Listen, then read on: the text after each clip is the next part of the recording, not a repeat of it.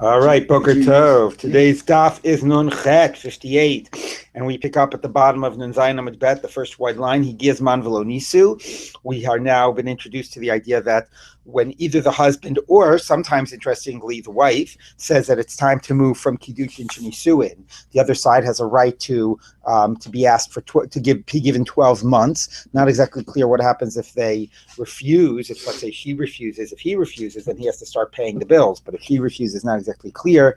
Joseph discusses certain penalties would be fined. Anyway, they have a right to postpone for 12 months to get everything in order. And what we learned was that for a ketana, the rabbis both, encouraged, or let's put it this way, discouraged doing the nisuin while she was a ketana. I say she and the father can postpone the entire period of her being a ketana. That's important because we talk about kiddush ketana, but the actual living together was not supposed to begin until at least she was a nara, 12 and a half. And we learned that by a bogeret, you don't even have to wait for one of them to demand it. That as soon as she becomes a bogeret, the clock starts ticking automatically. So the whole idea of demanding in 12 months would happen during the period of Nara. All right, so now the Gemara continues on the first wide line. He gives man v'lo nisu, exactly this point, that when the time has arrived, then he has to start paying the bills, and he can actually provide her truma food. And the question is, how much truma, how much chulin? And thank you. And the Gemara, the very first daf of the Gemara, discussed what's the reason for the delay, his fault or her fault or nobody's fault. That's not the discussion here. He gives man v'lo nisu, ama'ula. So now we're going to deal with the fact about why she's allowed to eat truma after 12 months, because she's married to a Kohen, but it's only kiddushin, not nisuin. So if she's eating truma after 12 months, if that's how he's feeding her, paying, giving, then presumably, biblically, she's allowed to do this. So Amrula Dvar Torah Rusa Bas Yisrael Ocheles B'Truma. So we have to assume that even just at the stage of Erisin, in principle, she's allowed to eat truma, because that's what happens after 12 months, even though it's not yet nisuin. When a Kohen purchases a soul, the purchase of his money, a money purchase, and the simple sense of the verse is talking about purchasing a slave who eats truma. But the Gemara says, a wife is the purchase of his money. The first daf in kiddushin, right, is that a isha is acquired through money, and that's obviously the thing that we will discuss when we do to Maseches Kiddushin. How much is this seen as like classic acquisition and ownership or not? But at least for now, without getting into that, we can acknowledge that the kiddushin occurs through a transfer of money, and therefore it is in the category of kinyan kaspo, and therefore the wife, and that is from the time. The important point is that is the act of kiddushin, and therefore she can eat from kiddushin. Okay, now the Rishalmi, I should say, does not learn it out from kinyan kaspo, learns it out from Beiso, when it says the house of the Kohen eats truma, and Beiso zo ishto. Now, bias normally suggests a period of nisuin. So it seems that there actually is a debate of the Bavli Yerushalmi, whether in principle you have to wait till nisuin or not. The Yerushalmi, that's, if you say that you really biblically need to wait till nisuin, then you would have to argue that once the 12 months arrive, since there's an obligation to get married, and since he is paying for her food, that is enough considered close enough to nisuin that it would constitute this idea of being beiso, his household. But the Bavli does not say that. The Bavli says, in principle, even straight from the moment of Erisin, kinyan kaspo, she can eat truma, and that's why once 12 months have arrived, we begin to allow it, because really, in principle, she could have eaten truma from day one after the kiddushin. Does the Bavli understand that the legal force of kinyan kaspo has to do kicks in his obligations or her rights, or both? No, her rights. This is all about her rights to eat truma. In the Torah, we're not talking at all about his obligation to pay for the food bills. That might be rabbinic anyway. Right. So we're just talking about her rights to eat truma. Right, that truma, it's not considered like a czar, a non-Kohen who's eating truma. She's part of the Kohen's household. Is this a contradiction to a few days ago where we said she didn't eat truma until 12 months? No, she doesn't eat truma until nisuin, or if he's been until 12 months when he's supposed to have the nisuin. But we're saying, but since she's not yet nisuin at 12 12 months, we have to establish that biblically she's entitled already from Kiddushin, or else how could you allow her to eat after 12 months? Okay, so the Gemara now says, so now we're going to deal with, so why do we not allow it if biblically it is allowed from the time of Kiddushin? So the Gemara says, V'matam amru eina ochelet. So why did they say that after Kiddushin, the wife of a Kohen, before Nisuin, should not eat Truma? Again, this is not about who pays the food bills, but should not eat Truma. Because they'll pour her a cup of wine. See, when you normally think of Truma, I'm thinking of grain, but obviously a major area of Truma is from the grapes and from the wine. So they'll pour a cup of wine in her father's house, and say, here's some of your Truma. Now, presumably, and she'll go and have her brother and sister drink. Okay, so basically, while she's living in her father's house, it's a dangerous thing for her to be eating Truma. So even though technically she's allowed, the rabbis forbade it, but they allowed it after 12 months once he had to start paying the food bills. So the Gemara says, if that's true, he gives man v'lo nisu nami. So even when the time comes to get married and he has to start paying the food bills, it might be you're going easy on him by letting him pay it with Truma, but why shouldn't we be concerned that she'll share it with members of her household? So the Gemara says, no. Once the time has come, the 12 months to get married, even if they're not yet, the wedding's been postponed for some reason, he designates a special house for her, a special place for her. He wants her out of the father's house, which is interesting. It puts her in this limbo stage, right? So for that time of Kiddushin, she's fully in the father's house. Nisuin, she's fully in the groom's and in her new husband's house. We discussed the whole idea of giving her over to the shlichim, leaving the father's house, not yet arriving at the groom's house. That was a certain type of a limbo stage. Here we just talk about a type of a social reality that once the 12 months arrived, he will want to have her, live apart from her father. He'll set her up in an apartment for the next few months until the wedding can take place, which is interesting. That's what it means. Yeah, she's in the third place. Yeah. Which is interesting. I mean, let's say the groom does not have so much money to pay for a third place. Yeah, right. It's very funny that the Gemara assumes that that's such a wide reality that we can rely on that. Okay, anyway, the Gemara says, Elameata, if this is true, that we're so concerned that people will share, and therefore we can't give them the truma that they might be allowed to eat. If that's true, is that me? I'm sorry, that's me. If that's true, lokit kohen liYisrael. If a kohen is a worker for a Jew, for a non-kohen, and he's lo leichu b'truma, he shouldn't be allowed to eat truma. Like he brings his bagged lunch, takes out his truma sandwich. We shouldn't allow that. Why? Maybe he'll have his boss. He'll share his sandwich with his boss. So the Gemara says, 1 minute. I mean, that's a huge difference, right there. You're just temporarily working in your boss's yard as opposed to living with your family. It's a little bit of a difference. The Gemara says, 1 minute. They feed him, it's on their bill. So maybe it's not even him bringing his sandwich from home. Maybe the boss is giving him truma. The boss anyway is providing some, food for his workers. Yeah, so right, exactly. You got vegetarian, vegan, and Kohen, right? Okay. There you go. You get to eat on the boss's dime. Mididei, achli. He's going to actually ask to eat from the Kohen sandwich. It's not the same reality. We're not concerned about it. Okay. Rav Shmuel bar Rav Yehuda Amar Mishum. So that's one reason, which is a very reasonable reason. We don't want her eating while she's still living in her father's house because she'll come to share with her family. Rav Shmuel bar Rav Yehuda Amar Mishum Simpon. No, we're afraid of simpon. Again, this must be some Greek word or something, but it means some type of a defect that is going to cause the wedding to be called off or to be reversed, I should say.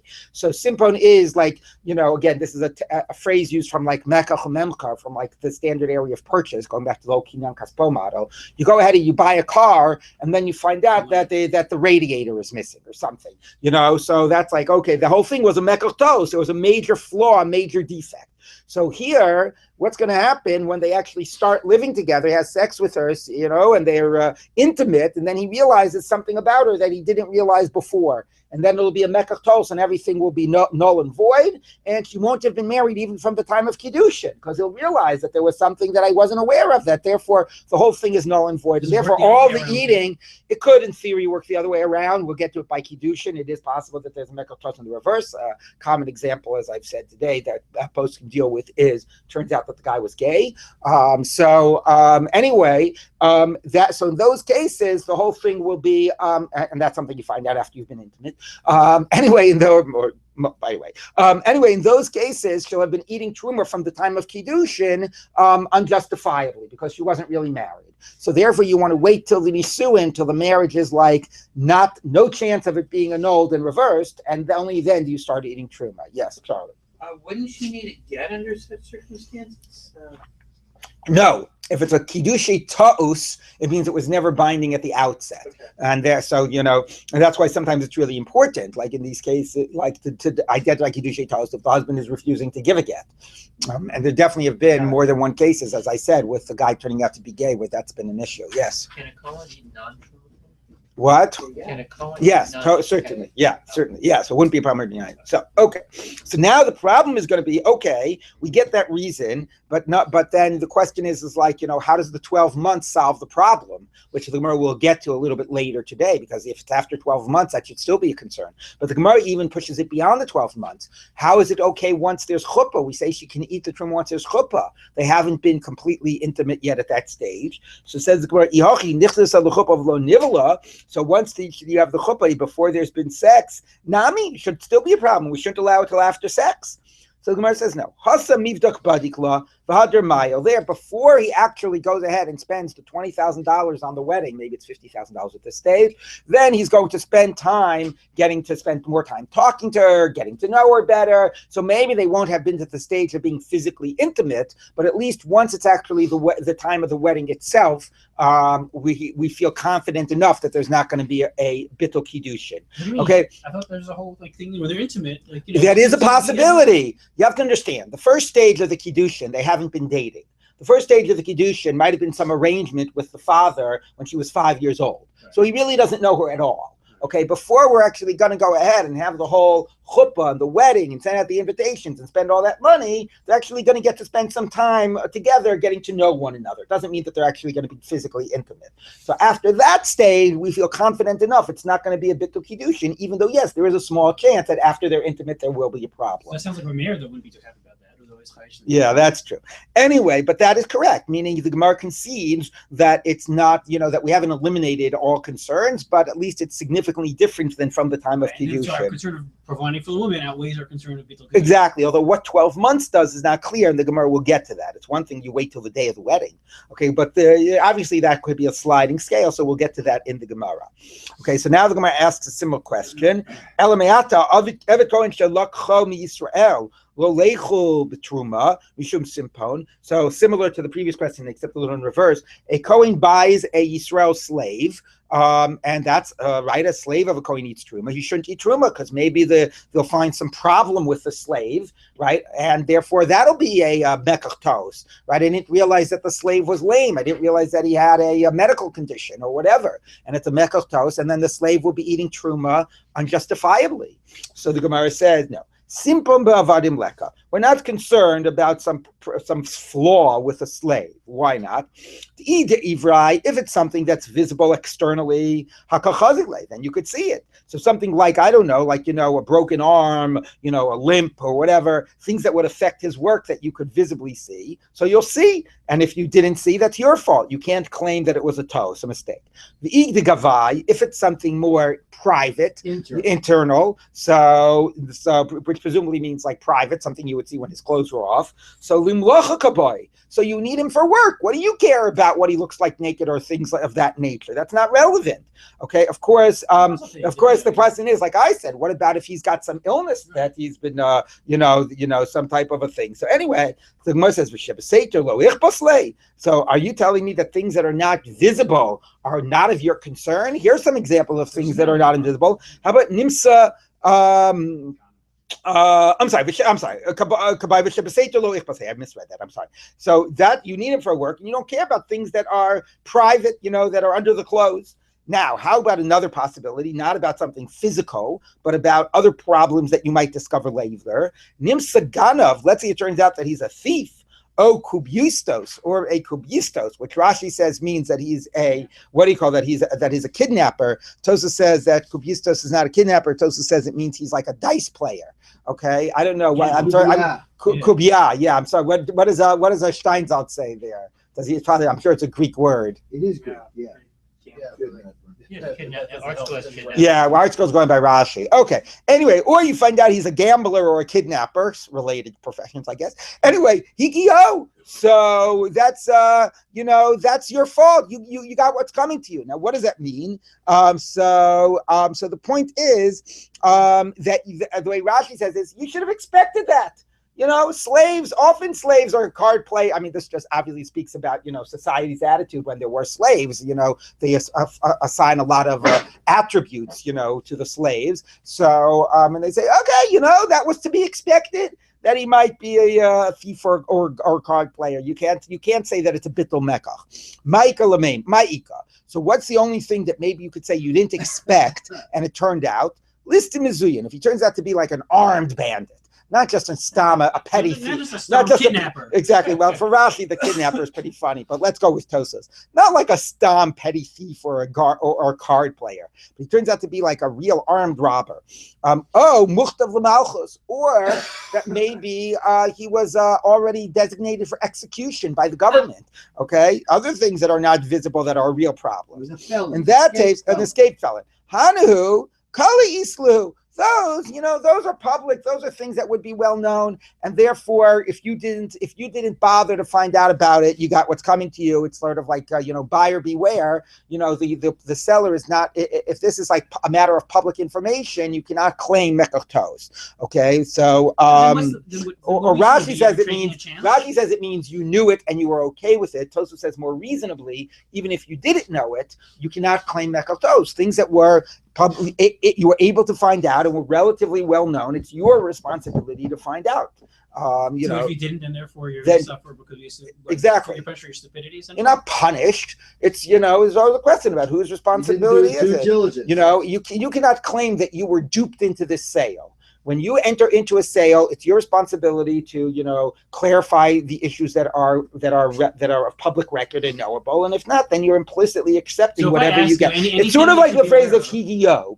You're implicitly accepting what you get. You know the rules of the game. You know you're supposed to check into it. If you didn't, then you're implicitly accepting. But if I ask you and you don't say anything, you say no problems whatsoever. Oh, if I lied to you and you asked me, that might be different. Okay, so the Gemara says, all right. So anyways, now, of course, as I said, we could imagine other things that are not obvious and that you didn't have a way of knowing. But anyway, that's the Gemara's basic answer. So the concern is, one is a concern that the Kiddushin will be batel and she'll be eating truma improperly retroactively. The other is a concern that she'll be sharing with her family. And therefore, we said, don't do it from Kiddushin, only do it from Nisuin. But we allowed it after 12 months. Okay, so the Gemara says, my beinayu, ikabeinayu, kabel maser v'halach. So what would be a difference, a case that maybe these concerns would not be present? So one would be kibel. The husband said, whatever turns out to be about you that I don't know at this stage, I'm okay with. Right? I accept however things turn out. I'm not going to do any bittul mekach. So in that case, maybe she'd be allowed to start eating from the time of Kiddushin, according to one approach. According to the approach that she'll share with her family, she would not. Or Maser v'halach, the case we had earlier, when the father sends her out of the father's house to go to the chassan with the messengers, and she's being brought to the chassan's house. So she's out of the father's house, but she's not yet in the chassan. She's in that limbo stage, right? Everybody remember that? Before that stage. So that's a stage where she's out of the father's house. So maybe she can eat truma at that stage because she's not going to share with her father. On the other hand, she's not. There might be still a bittul mekach concern, and therefore, from the other approach, she should not eat. Masav halach is one idea. That's not like living in an apartment until the time. That's like a 3-day journey to get to the city. Exactly.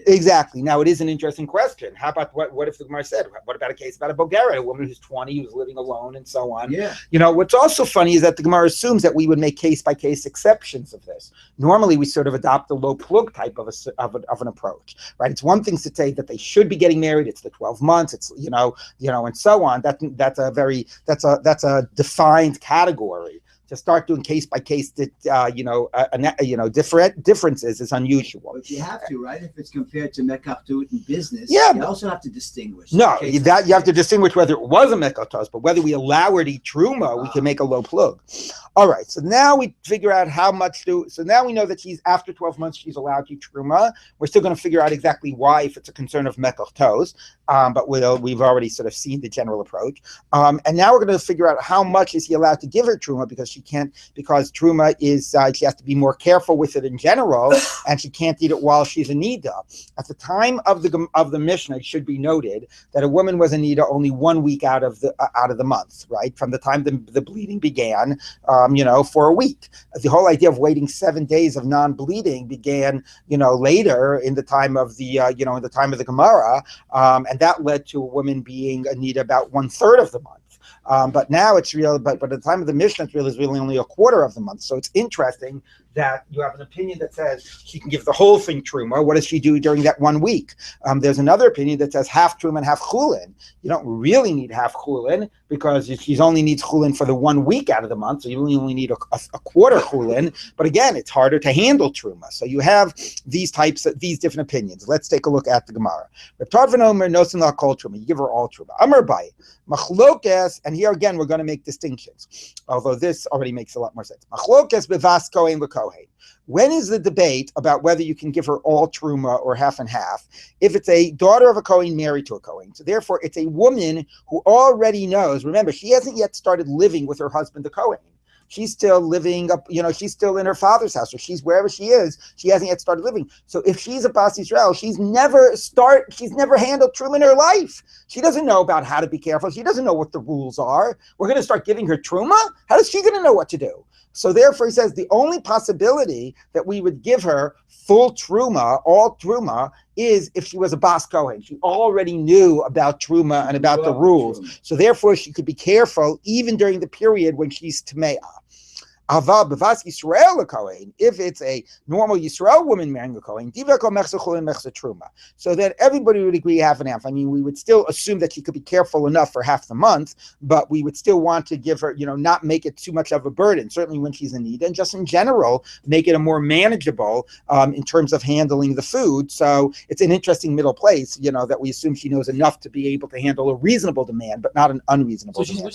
Also, it might be a little bit too much of a Yetzer Hara. If we give her all truma, she has to sell it and buy chulin instead. So for a Bas Kohen, we trust that she'll be careful enough to do that. For Bas Yisrael, who's never used to truma and maybe doesn't appreciate the weightiness of it or the law or all of the laws, etc., we don't want to be sort of like putting a michshel in front of her and giving her truma at a time when she needs to eat chulin. But would we expect him to do what's normal to do for a woman? In other words, if he was married to her, right? Yeah. And then she was actually needed, he couldn't give her truma. Right. He would presumably be giving her chulin. So right. It doesn't make sense. Yeah, it's very bizarre. I really don't understand the idea. On the other hand, he's not yet married and his real obligations haven't begun yet. But I mean, to me, it seems that it's just going a little bit easy on the husband in this case. But yeah, it doesn't make any sense that he should be entitled to give her truma at the period when she's in need. Yes. So it's absent from this discussion is the whole dimension of an amaret, right? Right. Not everybody's careful about truma. Right. It's like there's a presumption that we're talking with amongst chaverim.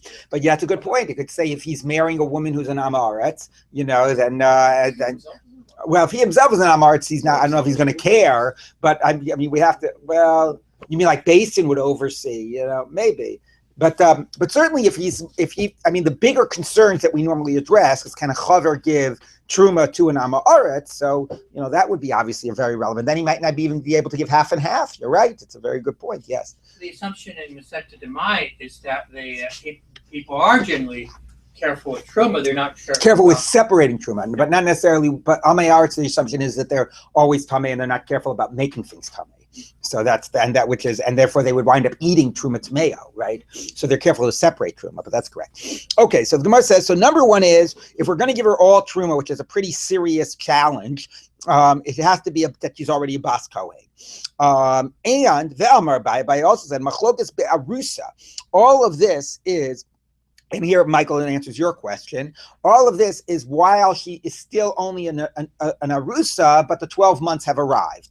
And therefore, we're giving the Baal a little bit more latitude and so on. Aval b'nesua, if there's already nisuin and they're already living together, right? Then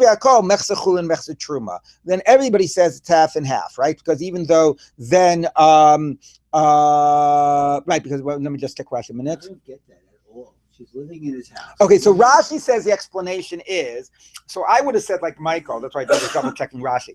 I would have said like Michael, the explanation is that we're going easy on him because he's having to pay her bills even before they're married. But Rashi says, and this fits into the next thing in the Gemara, that part of the reason also is keeping within this context of the burden of giving her all truma, and will she be able to face up to that challenge when she's a nida and so on, is that if she's living in her father's house, then the father can take care of selling it for her. There's an assumption that the woman is not going to be easy, in a society in which women were basically at home, for the woman to have to, on her own, go ahead and try to convert this truma into chulin.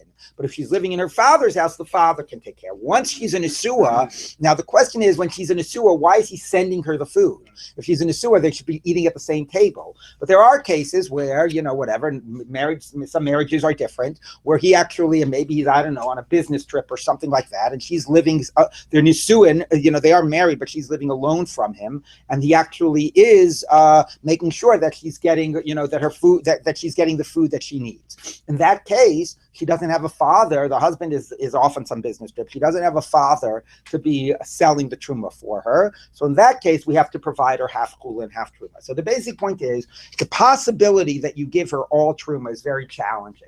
It's challenging when she's a nida to know to be careful about that and to have the right, and especially if it's going to be, difficult to convert that, are you going to be able to sort of have the proper care and make sure that you do convert it?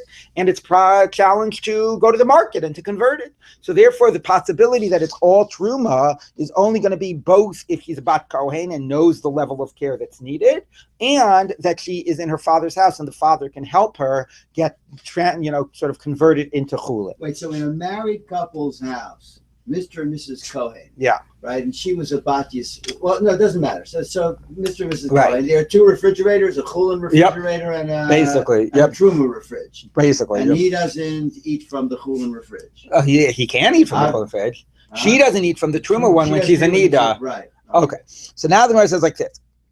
Tanya Namihachi, we taught similarly. Rabbi Tarfon Omer notzin laha kol truma. Rabbi Kiva Omer mechza chulin mechza truma. Rabbi Tarfon says all truma. Rabbi Kiva says half and half. B'med dvar mamurim. When is this true? B'vas kohen l'kohen.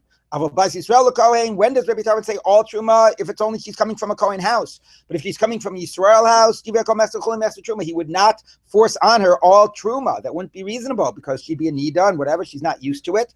But med dvar mamurim. When is it true that Rabbi Tarfon says all truma? But arusa, when she's still an arusa, but it's the 12 months have arrived, and therefore, if you give her all truma, at least the father will take care of selling it.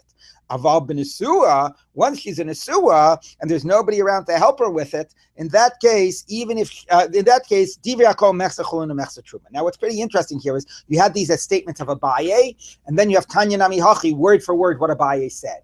Who needed Abaye to say this? Just quote the Breita, and more like basically, right. I mean, and if Abaye didn't know the Breita, it's still, pretty interesting that it's like word for word what the Breita said.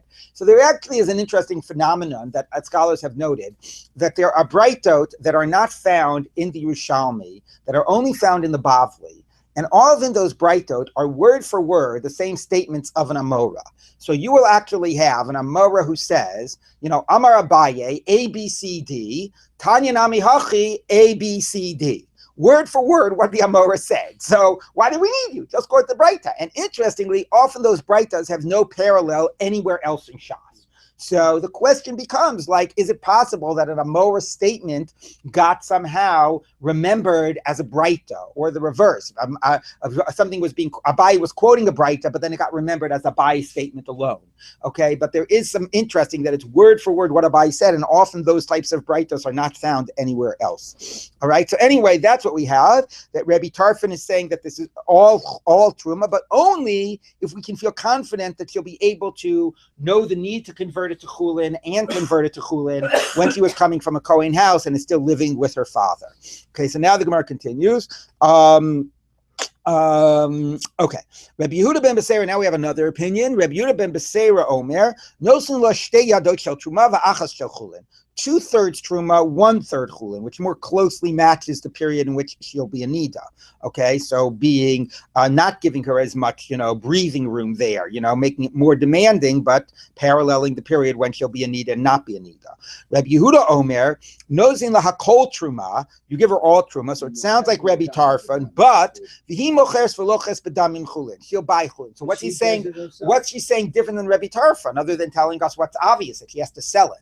So Rashi says what she's saying different than Rabbi Tarfon is that he gives her so much truma that she can buy the necessary amount of chulin. Meaning, if truma goes for, if chulin goes for $10 a bag of whatever flour, and truma goes for $8 a bag of flour. So then he has to give her, I don't know, 10 bags and normally he would give her 10 bags of flour for the week. So he's got to give her, and I got to do the math, but he's got to give her like 12 bags of truma flour so she can convert it into 10 bags of chulin flour. Okay, which obviously makes sense. How can he give her the same amount if she can't eat it and it goes for less and she has to convert it? She's going to have to eat less food during that week. So he says, okay, so you give her more truma. You give her truma. She still has to do the effort of selling it, but you give her the dollar value that's equivalent to the amount of chulin that she needs to be eating during that time.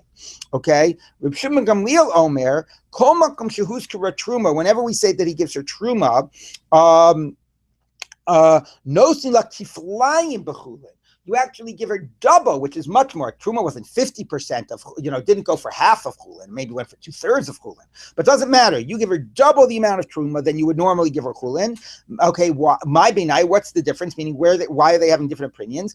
Iga benai utircha, because if I have to convert, if it's going at 80 cents to the dollar, then I have to actually go and handle and, wait till I get my asking price, and it takes time. If I can go ahead and it's going 80 cents to the dollar and I say, go put up on eBay and a special sale and whatever, and I'm offering it at 50 cents to the dollar, I'll get it sold in 2 seconds. So therefore, if you want to give her truma, you have to give it to her in a way that she can very easily convert it into the amount of chulin that she's entitled to. I'm uncomfortable with this whole truma image, right? Right. We're saying, yeah, right. These last opinions, right. And what's like, also actually interesting is these last two opinions that says he has to give her more truma. Is that even during the first 2 weeks? Meaning, it sounds like, right, if I'm going to give her truma the entire period, even though she might only be a nida for 1 week out of the month, I'm going to have to, according to this last opinion, give her double truma for the whole month. Okay, so effectively, I have to make it possible for her to eat chulin the whole month. Okay, but I'm allowed to give her truma if it can be then converted into the right amount of chulin for the whole month. So yeah, I don't know that. In other words, they just might have said, no. We mean for those weeks. No, but it's not clear which weeks. Meaning you have way at the beginning you had an opinion half and half. Then you said all. Then you said 2/3. So they're not saying true for this amount of period, right? There's a period, all a half, 2/3, and they're just saying whenever you give her truma, you got to give her double. Sounds like even for the whole month. That's what it sounds like to me. Okay, so now the Gemara says like this. Okay, so that's the issue about what he can feed her with, but her that making it possible for it to be reasonable for her to use that. Hayabam eino machi b'truma. If the Kohen who she's married to, well, two scenarios. One is that it's only Erisin and he dies, and then she falls before the brother-in-law, or even Nisuin and she dies and she falls before the brother-in-law. Can she eat truma now? It's like a period of kiddushin before Nisuin, right? Because now there's this Zika. Everybody remembers Yevamos, but they haven't started living together. So maybe it's even better than the 12 months. He's a mitzvah to do Yibum. Okay. Nevertheless, the Mishnah says that during this period of Yibum and Zika, she can't eat truma. She has to wait until they actually do the Yibum itself. Does the Zika have the legal force of being analogous to a kind of kiddushin? It's a quasi. No, it's a quasi kiddushin. Kiddushin, right. So the Gemara says, my timer. What's the reason? Kinyan kaspo amar Rachmana. The only way she was able to eat was because actually it was full kiddushin. That's how we allowed it before Nisuin after the 12 months. Okay, v'hai kinyan dachivu. This isn't his kinyan kaspo, it's his brother's. And we might actually say that even though there is some zika, it's not the full force of the zika of kiddushin, and therefore she is not entitled to eat before the act of yibum, even once the 12 months have arrived. Okay. Now, if it was 6 months with after the kiddushin of the kohen, after they were getting ready to get, yes. This word kaspo seems to be redundant because the pasuk is kol kiyekna nefesh. Kinyan kaspo. But the kinyan can be with isha nikness. It doesn't have to be with kesef. Right. So kesef seems to be right. So Rashi. Tosfos already, or Rashi, I forget, points out that whether it would be, even if it would be like Kiddushay Bia, obviously she could still eat Truma. But I think the reason that the Gemara is underscoring this Kinyan Kaspo is because the Gemara doesn't just want to simply sort of bundle, the Kiddush, the woman with the slave. Okay, if you acquire somebody, slave or a woman, so it wants to somehow say that the extra language of Kinyan Kaspo is coming to address a different type of a Kinyan, the Kinyan of Kiddushin. So I think it's doing it so as not to just make it simply in the same category as the slave. So that's why I think it's it's not just saying kiddushin is kinyan, because to just say without an extra language in the pasuk it wouldn't differentiate it. But you are correct that regardless of whether it was kiddushay kesef or kiddushay bia or whatever, that would be, this halacha would obtain. Okay, so now the Gemara says like this. So 6 months she was since they were getting ready to get married, right? And then after 12 months she would eat, and then he dies, and then 6 months with the yabam, it doesn't count. And then it says even if it's 11 months and 29 days, 1 month away from the time she would begin to eat, it's the fact that then he dies and then it's the yabam, she doesn't get to eat. So the Gemara says, Hashta b'shnei abal amarta lo, b'shnei yabam yibayas. So if the Mishnah says 11 months and 29 days doesn't work with the husband and 1 day from the baal, why do you have to do the next case, which is said that if it was all in front of the yabam and 1 day, 1 day for the baal, 11 months in front of the yabam, it doesn't work. Of course, the yabam, that's obvious. So fine. Fine, this, and it goes without saying that. The Shechashim came first, though. What? So Shechashim, then. It says, "Vafilu kulam b'fnei habal chasu yom echad b'fnei hayabam, or kulam b'fnei hayabam chasu yom b'fnei habal." So why do you need to tell me kulam b'fnei hayabam? If you told me kulam b'fnei habal, it doesn't work. Obviously, if kulam b'fnei hayabam, It's not really on the Shechashim part. Right? Okay. Okay.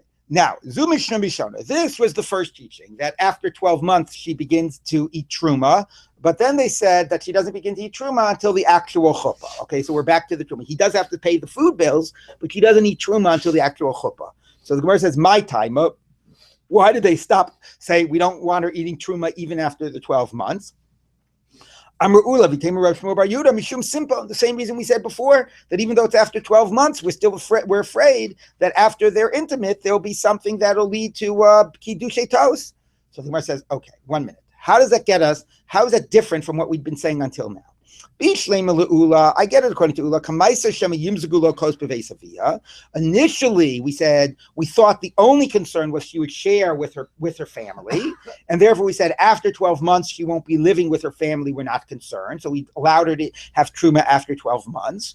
And then we said, you know what? We shouldn't allow it even after 12 months, because in addition to the problem of sharing with her family, maybe there'll be some problem and it'll lead to a bittul kiddushin. So that was the new sort of, approach that told us, wait till the actual chuppah. That we get the stage of development. Okay? Ela Rav Shmuel Bar Yehuda. But according to Rav Shmuel Bar Yehuda, what he said earlier, at the beginning of today's daf, Kamaisa Mishum Simpan, at the very beginning we said, don't do it right away because there might be a bittul mekach. And we figured that after 12 months, maybe he'd be confident enough. So then what led us from saying 12 months isn't enough, you need to wait to the chuppah. It's all about a concern of bittul mekach. So the Gemara says, Kamaisa mishum simpan basraisa mishum simpan. Initially, we said we were concerned that there would be some flaw, some problem. And at the end, we were concerned there would be some problem. So why in the beginning did we think 12 months was okay? And in the end, we decided we had to wait till the chuppah.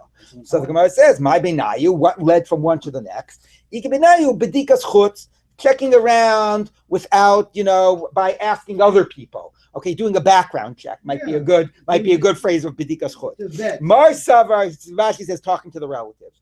Bedikas Chut Shema Bedika. What we figured was after 12 months, he would have the opportunity to do a background check and to talk to relatives. Okay, so therefore we thought that would be enough, and we weren't afraid after 12 months something would go wrong. The other said, you know what? Background checks is one thing. Once you start living with a person, it's a different thing. And therefore we said, well, 12 months isn't going to be enough. We're going to have to wait until they actually begin to live together before we can stop being concerned that this might happen.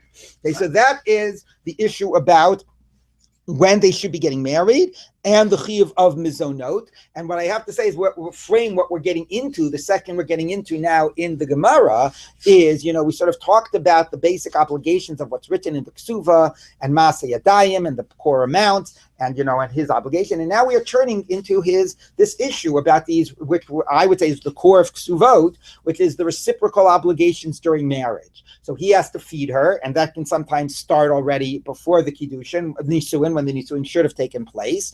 And then in exchange, he's entitled to her Maseh Yadayim, her labor. And now these are the next types of discussions we're going to be having around this issue about his obligations to her and her obligations or his, rights he has to her earnings and so on from him, to him. How much time can go by for a Simpone claim to still have legal force? That's a good question. And 10 years go by. Finally, he wants to get divorced. He said, listen, or she wants to get divorced. Right. And so he says, you know what? I've been living with this thing for 10 years. Right. So often we would say that there could be an issue of like Savar V'Kibel, which is basically if if you knew about it and you didn't raise it until now, then it's basically saying that you don't see this as something that's so fundamental that leads to a bittul mekach. So often it has to be pretty. It often has to be pretty soon after it was discovered, but not soon after you've lived with them. Right. Again, I mean, I'm sorry to keep on using this case, but it's one that really is like a one that happens contemporary. Is 10 years into the marriage, find out that the husband's gay and he knew about it all along and he was hiding it or something like that. Right. So it doesn't matter that it happened 10 years. What matters is that now you found out and now. Right. Exactly. All right. I mean, there are other cases, it's so often, it's funny. I mean, it could be, the Gemara always talks about the problem with the woman, but the cases I always hear, it's the problems with the guy. Like, thought he was this lawyer in this law firm or whatever. It turns out he was telling her a whole story, right? He's unemployed. He's a pathological liar, these types of things. But it could be you find that out 6 months into the marriage, okay? Right. So those things happen. All right. So the Gemara says like this. Hamatish Maseh Yedei Ishto. Harezo, by the way, those are really like Maseches Kiddushin types of questions, but they are interesting ones. We'll get to, so just aware that we're not going to see much more of that in Ksuvos. We'll see it more in Kiddushin.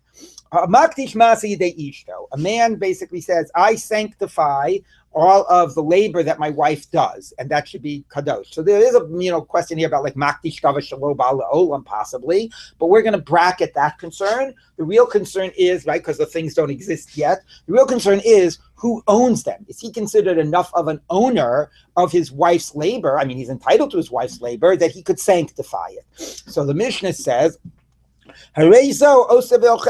she goes ahead, she does her labor, she can go ahead and eat from either it means eat from the labor itself, that the work that what she produces is not sanctified, or and he goes, and we'll see in the Gemara, he continues to feed her because it's normally the exchange is he feeds her for her Maseh Yadayim. So even if he has to go ahead and continue to feed her, but what she does is still not sanctified. Okay, so he can't benefit from it. Still. No, it's not sanctified. It didn't work. It's another way of saying. So he said lo amar klum. Lo amar klum is essentially what it says. Okay. Right. So what? She can do it, whatever, and he can also use it. Yeah, okay. Or she can eat from it. He can eat from it. But ochelet also might mean it's a context that he still has to pay for her labor. He has to feed her, and you would think that he's entitled to her labor, but nevertheless, it's not sanctified. Okay, we'll see why in the Gemara. And she's not allowed to be matish of her maseh. All right, yes, that's clear. Well, whatever. Well, we'll see why in the Gemara. Now, the other thing you have to know is we're going to see a Mishnah that says that it's one thing to say he's entitled to her labor if she goes ahead and decides to go out and get a job. But let's say she doesn't want to go out and get a job. She just wants to sit home all day. There are no kids. She wants to sit home and watch TV, right? When he's entitled to her Maseh Yadayim, the Mishnah later is actually going to spell out that she has a responsibility to produce a certain amount. Like, maybe to take up a work as a seamstress or something like that, to produce a certain amount, even if she's not interested, and he can still say, you got to start adding, contributing to the household. All right. So, and then the Mishnah defines how much that minimum amount is. So Mosar is the work she does beyond the minimum amount. Okay. She goes ahead, she doesn't want to be a seamstress. She goes ahead and she does online investing in the stock market and she makes $1 million. Okay. So while she's Kol Kvuda Pas Melech Pnima and staying home. Okay. So what about that extra amount? So he's also entitled to the extra amount as well, the same way he's entitled to the Maseh Yadayim. But what you have to know is, to anticipate what the Gemara is going to say, is the normal type of equivalency is, because he pays the food bill, he's entitled to the minimum amount that she does, that we're going to define. And because he gives her a little extra for for Shabbos and for the weekend, which it's going to tell you, he gives her a Mosar Sela, he gives her an extra, $20. So as a little discretionary spending, pin money, thank you. So therefore, he's entitled to the Mosar. He's entitled to anything she produces beyond that minimum amount. Okay, so we said the basic stuff, which you would think he's more entitled to, he can't sanctify. Hamosar, the additional amount, Rabbi Meir or Hekdesh, that is sanctified. Rabbi Yochanan Sandler or Merchulin, that's not. So it's very bizarre. Why would the extra amount be more his to sanctify than the core amount? So we're going to see this in the Gemara. I understand. So we're saying that she's expected, just to make sure that what the expectations are. So she's actually expected to get a job, and so she can't say. She doesn't really get a job. I mean, she can do work in the house. No. Oh, okay, fine. No, on the computer. So no. I'm talking about work. Meaning, but keeping house and cooking the food is not enough, right? That's not considered masing. No, it is. I think so. The Mishnah says on. Let's not get into this right now. But the Mishnah is going to say later. She doesn't necessarily have to have a job, like a seamstress. Meaning working the home is enough too. That's in other words, Maseh Yadeha really is Maseh Yadeha. Yeah. I think this Masechta was written in the early 1950s. Okay, let's hold off on that. Okay, I don't remember exactly. Okay, let's hold off on that. It's coming up. Okay, Amar Rav Huna Amarav. So Rav Huna said the name of Rav. Yechola isha lo malabala. Now this is a really important line we're about to see. Which talks about the whole way in which it's framed. Yechola isha lo malabala. A woman could say to her husband, "Eini nizonis ve'eini osa." That I will. You don't have to pay my food bill. I'm not going to do work for the house. Or another way to say it is, or a separate way of saying it is, any work I do, earnings I do, I'll keep. Okay? So this is a really important question. Who is the primary person in charge, who's sort of for whom the ksuva is for the benefit of? Is it fundamentally to protect her, or is it fundamentally for his rights? And what this is saying is it's fundamentally to protect her. It's in her interest that he pay the food bill, and in exchange he's entitled to her earnings. But fundamentally, it's in her. It's for benefiting her. So therefore, if she feels it's not in her interest, she can basically she can revert, she can annul that, or she can say, I don't. You know what? Keep your food bill. I'll keep my earnings. Okay. And by the way, this is important because in Israel, the ksuva is used actually as a legal document if, in a case of divorce, they go to a beis din as opposed to a beit mishpat. And I think now, because they passed a law in the Knesset, what I'm about to say isn't as necessary. But there was a period where what they actually did is their kolech and people like these groups that were interested in protecting women's interests basically had a rider to the ksuva that the woman actually said, "Eini nizonos ve'eini osa," because a woman could often be a higher earner than the husband. Well, not in the ksuva, as a separate document. But he basically said, I'm not, you don't pay my food bill. I'm going to keep my own earnings. And then you had one of two options, either separate bank accounts and everybody's entitled to their own earnings, or if you wanted to do the standard, which was sort of what's it called? Not communal property. What's it called? Shared property? Community property, I guess. Anyway, so then after now everybody is entitled to their own earnings and has no financial obligations to the other person. Now you say, now we're agreeing to share our earnings and to have reciprocal and to have parallel obligations to one another. Okay, so that's so you could construct that reality, and it's in her power to do that because the whole ksuva is framed to protect her interests. That's what Rav Huna is saying now in the name of So Rav. she's exercising her legal. She has force a to do legal this. right. Yes. So 6 months go by, she changes her mind. She can simply reverse it, Yes. take it back, So that's a and good. then he kicks in again. Right, that is an excellent point. And yes, some things, if you want to change, you would have to change before the ksuva began altogether. Other things, such as this, the sense is that that's ongoing. If at any time she wants to actually say she gets fired from her job, and she actually says, actually, now let's go back. You pay my food bill and I'll do whatever work I have to do at home. Then she's entitled. It's done for her interest. Right. Okay.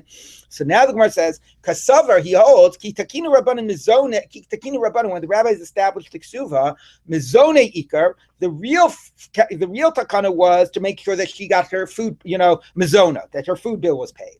And then once he was paying the food bill, he was entitled to the earnings. But it starts with her being entitled to have the food bill paid. When she wants to say, you know what, I don't want you to pay for my foods and I want to keep my earning, she has the right to do this. Okay. It really means that he has no obligation. He says she has no obligation to the husband in this regard, but it's just not viable. Right? Yeah, but okay, but it's not an ikar hadin. Well, no, but that's more about what motivated the takana. Once we made the takana, she does have an obligation, but that obligation is only if she is getting if she's being having the food bill paid. If he's paying the mizonot. Okay, Macy, I'll ask you on this. Takinu mizonos tachas masa yadel. We have a brayta that says that we gave her mizonot in exchange for her masa yadayim. It sounds like the foundation was he's entitled to her earnings, and mizonos what was done to reciprocate. So the Gemara says no. Ema, say it the reverse. Takinu masa yadel tachas mizonot. Okay, reverse it. It means that they gave her his earnings since they had fundamentally given her the right of mizonot. Okay, now let's try to support this idea from our Mishnah. A man sanctifies his wife's earnings. So they're not sanctified. My love, binizona. We must be talking about a case where he is prepared to pay the food bill. And even though he's prepared to pay the food bill, he can't sanctify it. Why can't he sanctify it? So Tosa says he can't sanctify it because he wants to pay the food bill, but he is saying, no, I don't accept the food. I'm keeping my maaseh yadayim, and therefore it's not sanctified. I would go even further, and I would say that the Gemara is indicating that even if she didn't say no, even if she's agreeing to be fed and have the earnings go to him, since at any moment she's entitled to say, I'm going to keep my earnings, who's the real owner of that labor? She's the owner. She's the one who has the power, right? She's the one in control. Is that clear? So even if he is actually paying the food bill and getting her earnings, since at any moment she can say, stop, I'm keeping it, then who's the owner to sanctify the earnings? She's the owner, not him. Once the earnings actually transfer to him, let him sanctify it. But before those earnings have transferred, she's the balabas. It's her. She's totally in control about whether she's going to keep on giving it to him or whether she's going to keep it to herself. As long as she has the power to say no. Exactly. He's not the owner and has therefore no legal ability to sanctify them until once he actually gives him the earnings, sanctify all the way. But before that, she's the owner. Okay, so that seems to prove this idea. My love in Isonis, no, it's a case he's not paying the food bill, and so maybe we would say she does not have a right to say no. It's his power. Okay, to say that just decide, he can say, keep your earnings, I won't feed you, but she can't. So therefore, so he's totally in control. So why can't he sanctify it? Because it's a case where he is saying, I'm not going to feed you. And since he's saying, I'm not going to feed you, she's entitled to keep the earnings. So that's the case of the Mishnah. It doesn't sound like it. It doesn't sound like the Mishnah is such a special case. And anyway, the Gemara is going to say, is he entitled to do that? Like, even if she's not entitled to say no, is he entitled to say no? Is he entitled to say, I refuse to pay your food bills? So the Gemara says, 1 minute. If he's not paying the food bills, then what's the chiddush? Then of course she keeps her own earnings. There's an opinion that a master can say to the slave, a non-Jewish slave, that you have to work for me and I refuse to feed you. That he could be entitled to the work of the slave even without paying for this, even without feeding the slaves, even according to that position. Hani bilibe eved knani. That's by a non-Jewish slave. It doesn't say he shall be with you. It does so you don't have that the same level of responsibility towards him. A Jewish slave, he should be with you. Lo, you can't. You wouldn't be entitled to the work of a Jewish slave without feeding him. And certainly one's wife. So if Rav's statement is not correct, if the husband has all the power, then he should be the one that owns the earnings fundamentally and be entitled to sanctify. And if the only way to say not is that he's refusing to feed his wife. And since he's refusing to feed his wife, he's not entitled to the earnings. So the Gemara says, well, that's obvious. There would be nobody would ever have a question that if he refused to feed his wife, he wouldn't be entitled to the earnings. Of course not. So what's the chiddush of the Mishnah? So the Gemara says, here's the chiddush. Sefer itztrichle, you need the Mishnah for the end. To tell you the issue about the additional amount. Mosa, Rabbi Meir, Omer Hekdesh, Rabbi Yochanan Santo, Omer Chulin. Okay, so we're going to have to see why they argue about the additional amount. But anyway, but that's why he's teaching it to you. Yes, obviously the core amount he's not entitled to because he's not feeding her. So we have two explanations now of the Mishnah. One is he's not entitled to the earnings because he's not feeding her. And the other is he's not, even though he is entitled to the earnings, he's not the balabas. She's the balabas. She's the one that can say no. And therefore, he is not in a position to sanctify them.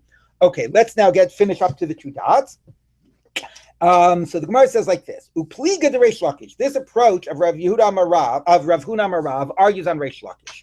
Okay, the Amar Reish Lakish. Why does Rabbi Meir say that you can't sanctify? That you can sanctify the additional amount? Okay, we're not yet discussing why the additional is different than the core. But why does he basically say you can sanctify? Don't say because he holds you can sanctify something that has not yet existed, right? Davar shelo ba'al olam. Can you sanctify it? Can you own it? Can you buy it? Can you sell it? Don't say that's the logic. Besides who owns it, that fundamentally, even though it's lo ba'al olam, you can sanctify it. Ella, since he can force her to do the work, it's like he said, when he said, I'm sanctifying what you produce, he didn't really mean I'm sanctifying what you produce. What he really meant to say is, I am sanctifying your hands to their maker, to God. Which basically is what Rabbi Meir is saying is the following. Basically, this is where it argues on Rav Huna Marav. It's an idea, Reish Lakish is assuming that the husband's in control. The husband has power. The wife, he can say, as long as I'm feeding you, you got to work for me. You cannot say no. Since he has power and control, it's like he owns his wife, lima seyadayim. He actually he has a monetary ownership in his wife for the rights to her labor. And he's the owner because she can't say no. And therefore, when he says, I'm going to sanctify what she produces, it doesn't mean I'm going to sanctify what comes later and I can sanctify something that isn't in the world. I'm going to sanctify right now that ownership that I have in my wife. The ownership, the monetary rights I have in my wife to her labor. He has rights to her hands. To her hand, like not physical hand, but yes, to her labor. Like exactly. Okay, so that is clear. So the Gemara has now presented us, before we get to Davar shelo ba'al olam, two very different models. One is she's the balabas. She can say no. He doesn't have any rights and any ownership until she actually gives it over. And the other is he's the balabas. She can't say no. And then it even becomes like rights in her body, monetary rights. And therefore, what he could sanctify is not just the produce later, but even those monetary rights right now. It's just the motor that he's saying this on. Yeah, why it's just the motor we'll worry about, but that's not our interest. Right now is our fundamental interest in who has rights to her labor. Okay, so let's just finish to the two dots. But he didn't say that. He didn't say I'm sanctifying my rights in my wife's hands. He said I'm sanctifying what she produces. No.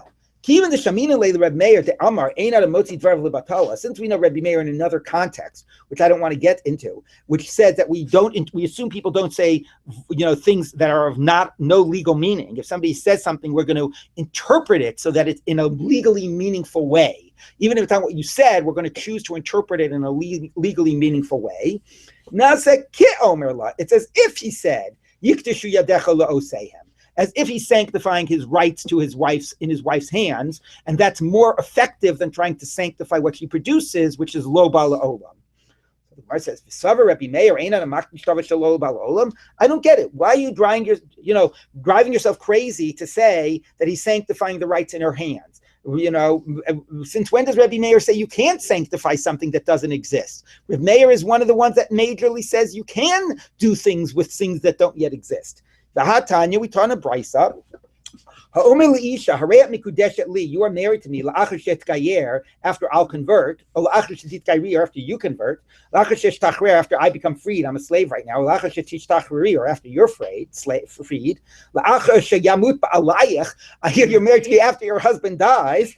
Oh, your sister who I'm married to dies, and I'm not allowed to marry you because you're my wife's sister. Or after you get chalitza, Rabbi Meir. So Rabbi Meir says it works. So even though that's similar to davar shelo bal olam, you see Rabbi Meir is okay with it. So why did you have to say you're sanctifying the hands? Rabbi Meir is okay to say you sanctify things that don't yet exist. Logically, these are comparable. Mar says, Me'ahu in. Yes, from there you can prove that Rabbi Meir could say you sanctify something that doesn't exist, and that could be the explanation of our Mishnah.